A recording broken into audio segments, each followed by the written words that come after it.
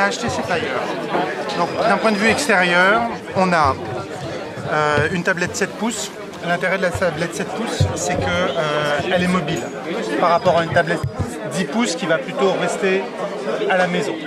La tablette 7 pouces, par exemple, elle rentre. Première réaction des gens qui l'ont et qui ont un costume. Voilà, on a même vu aujourd'hui des gens qui le mettaient dans une poche arrière de pantalon.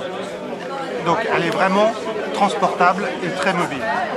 Si on ne reste que sur un aspect extérieur, on va avoir une tablette qui est en alu, monobloc, donc qui est rigide. Donc comme on a un contour qui est assez fin pour une tablette, on va dire, on n'a pas de risque de friction. Et quand je vais me déplacer en mobilité, je vais avoir une tablette qui va être vraiment solide. D'accord ? On travaille les matériaux. Celle-ci, c'est une version 3G+, je peux mettre une carte SIM et je peux bien évidemment étendre la mémoire jusqu'à 32 Go. J'ai un APN et j'ai une double caméra pour pouvoir faire de la visio. Donc ça, c'est pour l'aspect extérieur. Quand j'allume la Flyer, je vais d'abord découvrir le mode de verrouillage. Donc j'ai toujours une application en fond qui va me donner la météo par exemple, ou mes SMS, ou mon compte Facebook, ou un certain nombre de choix en fait, c'est très personnalisable. Exactement, c'est très personnalisable. Je vais pouvoir aussi personnaliser ces quatre touches sur des fonctions que j'utilise très fréquemment. Ce qui me permet, lorsque j'utilise la tablette, de ne débloquer que la fonction email par exemple. Et si je veux rentrer dans la tablette, je vais juste lever mon cercle et j'arrive sur ma fonction d'accueil. On va retrouver les 8 bureaux personnalisés, donc les aspects Android. On va y retrouver les services HTC comme la bibliothèque ou HTC Watch que je vais pouvoir paramétrer ici en accès direct. Le gros intérêt de cette tablette, c'est son stylet. C'est-à-dire que ce stylet est interactif. Dès qu'il va toucher la tablette, il va prendre un screenshot. Je vais pouvoir faire des annotations. Je vais donc pouvoir gérer une palette de couleurs, un type de stylo et une grosseur de trait.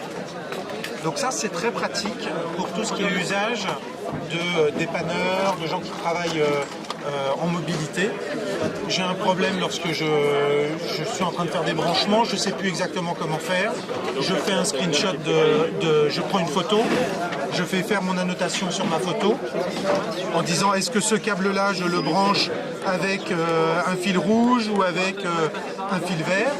J'envoie à une hotline qui peut me répondre par texte. Encore plus simple aussi quand on fait des maquettes de sites web. Exactement. On peut très simplement mettre non, ça ne convient pas, renvoyer. Exactement. Je vais avoir accès ici à mes notes. Je vais pouvoir prendre des notes en rendez-vous. Je vais pouvoir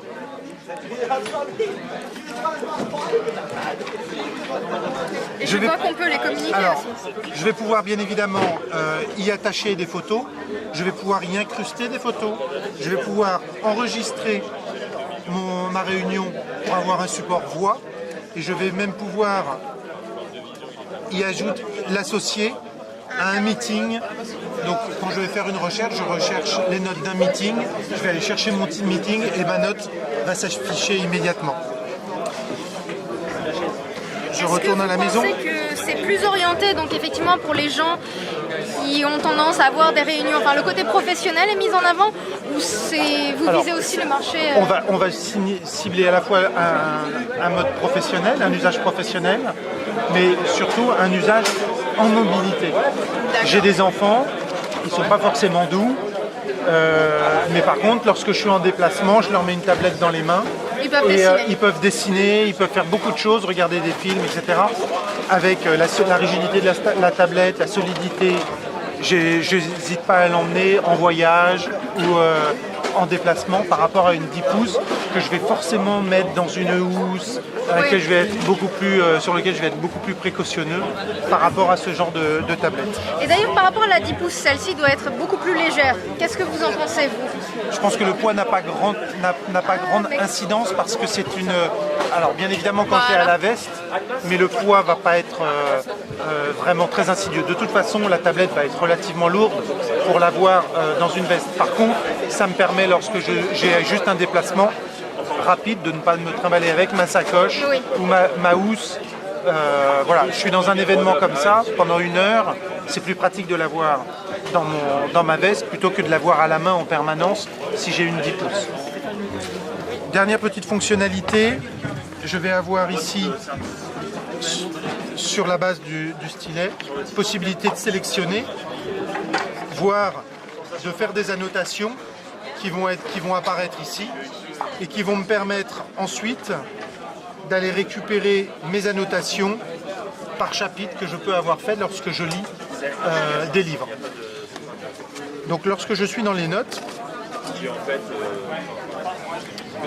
toujours sur la base de ce bouton, j'ai aussi une fonction d'effacement qui est sur le stylet. Donc le gros avantage de cette tablette, c'est son faible encombrement, la 7 pouces, facilité en mobilité, sa rigidité, monobloc, la technologie apportée, l'usage apporté par le stylet et tous les services que l'on peut retrouver proposés par HTC avec le lecteur HTC Watch, qui sont des services que l'on va retrouver sur beaucoup de mobiles. Un processeur 1 Go 5 monocore. On est sur du Gingerbread, une plateforme Gingerbread. Elle sera upgradable en Honeycomb. Elle a l'interface HTC Sense 3.0. On a le Wi-Fi BGN.